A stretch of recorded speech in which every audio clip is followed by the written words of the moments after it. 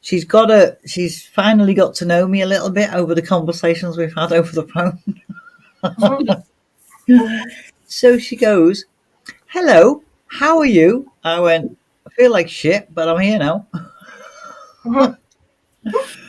And she goes, "Do you know how refreshing that is?" I went, "What do you mean refreshing?" She said, "Normally when you ask people how they are, they say, 'I'm fine, thanks. How are you?' I'm in a hospital. I'm coming to a hospital to see about something that's wrong. So no, I'm not fine." And I think, I don't know if it's just a British thing or what, but we don't tend to go, "No, actually, I feel like it," because we don't want to put it onto someone else. We don't want to. Well, I'm not actually feeling too good, because we see people glazing over in front of us. You do, yeah. The minute you try and say, but I do it all the time. Doctors, how are you today? Yeah, I'm good, thanks. No, I'm not. No, Obviously not. no, Yeah, I'm not. I go. Do any of your GPs still give you that one thing at a time? Oh my gosh. Oh, the last time one of them said that to me, I just went, well, you kind of need to hear all of them because they might all be connected. Exactly. So he just went, okay, and I went, but I've made a list. So if you want to read the list rather than me go through it all, and you think that's going to be quicker, I'm more than happy. And then he was like, oh yeah, I'll do that. Then he was more than open to the fact that there was multiple things going on.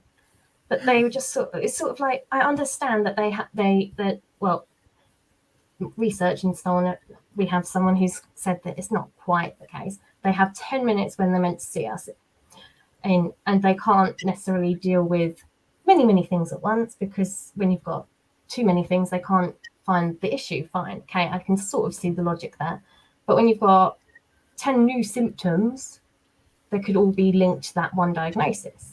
I'm not coming to you to sit here and waste your time for, oh, I've got dizzy spells, because that's not particularly useful to a doctor, because it could be so many things. But if I've got dizzy spells, headaches, I'm unable to eat, all sorts of different symptoms, they're just random ones I pick. But that could tell them that I've got something else going on, rather than, oh, I've just got dizzy spells. Oh, it's stress. That's the best one for most symptoms. When you're only doing the one symptom, is stress. Yep. Okay. I had a doctor who said, he was a locum. He wasn't my usual doctor. He said, "I can only deal with one thing at a time." I said, "Okay, deal with this. I'm now going out to the receptionist, and I'm going to book 10 appointments for the next 10 days.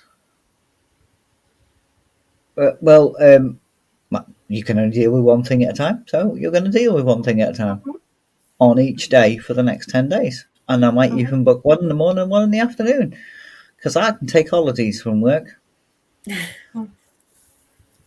And again, I went, "I do have a list. You are the doctor. I don't know if these things are connected.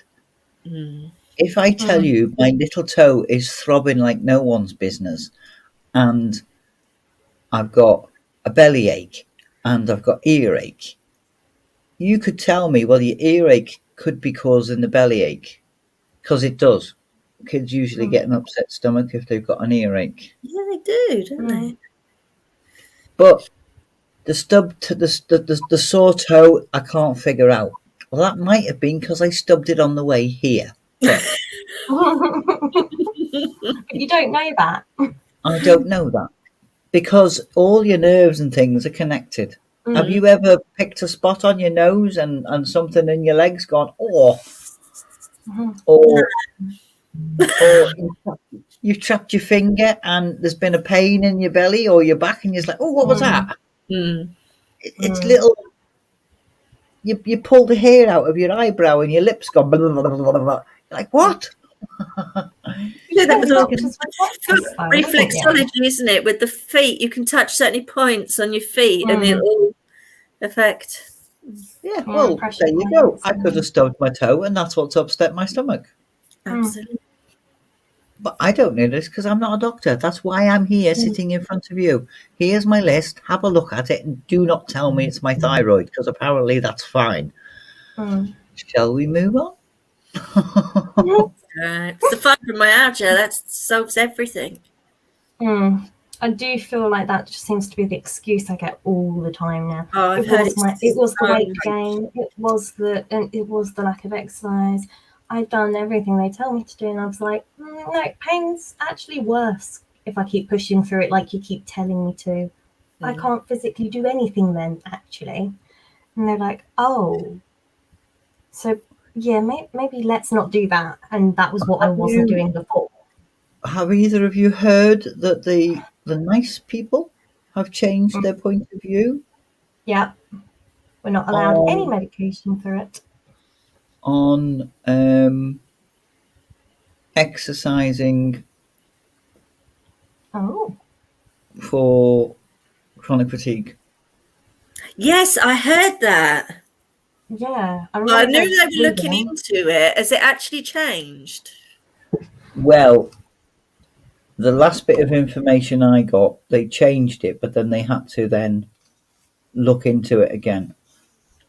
So they had gone to panel, so to speak, and they'd all chatted about it, and they'd all said, well, it's not working.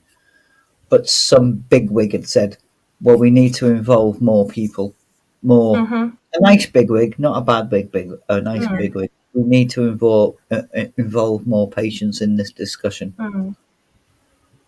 And they were like, well, we've involved some. And he was saying there are more patients that this does not work for than there are that it does work for. We need to do this properly. So they did change it, but then they put it on hold. Okay. The thing is, this whole exercise thing, I know from my own experience, when I've got the energy and I do my Tai Chi in the morning, it sets me up for the day, and I usually feel really good after I've done it. So I will say that exercise can help you, but you have to, for a start, have the energy in you to do it, be able to maintain that. I've forgotten where I was going with that. Totally forgotten where I was going with that. But it just seems to me like it's somebody, one of these fitness freaks that love exercise, that think that that's the answer to everything. It's the right exercise, the right amount of it. It literally comes down to the specifics for that individual. Because for one person the same age, they could do 15 minutes, but they could do, for someone else, 5 minutes and end up in a worse state than the person in 15. And it is finding what is right for each individual. There's no black and white in this sort of situation, because we're not all the same. That is the black and white of it. We're not all the same. But the annoying thing is, I don't have chronic fatigue because, that's just part of fibromyalgia. Even though the fatigue is what kills me, and I don't have much pain. I have pain, but the pain is the very least of my condition. But it's all right, it's fibromyalgia. Go to your doctor and say, let's pretend I don't have fibromyalgia. Could it be chronic fatigue? Yeah. And megacephalosis. That's all you're getting off me. I don't know how to say it. You know the one. I know what you mean. Yeah, I need to, because every time I try and bring it up, that is all I get. Why am I getting all these spams now? Oh, we should do the list thing. Go in with a list and just be like, right, I'm going to pretend I don't have this. Here's my list. Let's start off with a clean slate. I don't have this. These are my symptoms. Now, where do you think we need to go with this? But I would start off really slowly, and I would go in with something that they can't put on. Well, they can. They put everything. It's a catch. As I said before, in my experience, in my what I've been told, it's a catch-all. We don't know what's wrong with you, so we're going to call it this. Yeah. So you need to find out what's wrong with me. Mm. I don't want to be a net. I am not a trawler. I'm a pair of tweezers. So I want to know what is wrong with me. Yeah. And this is going to go on for decades because I will follow this through. So pick on something that you don't think that they can put under the fibromyalgia. Well, I think where my legs just collapse under me, which I think is part of something called FND, functional neurological disorder, which I'm quite convinced.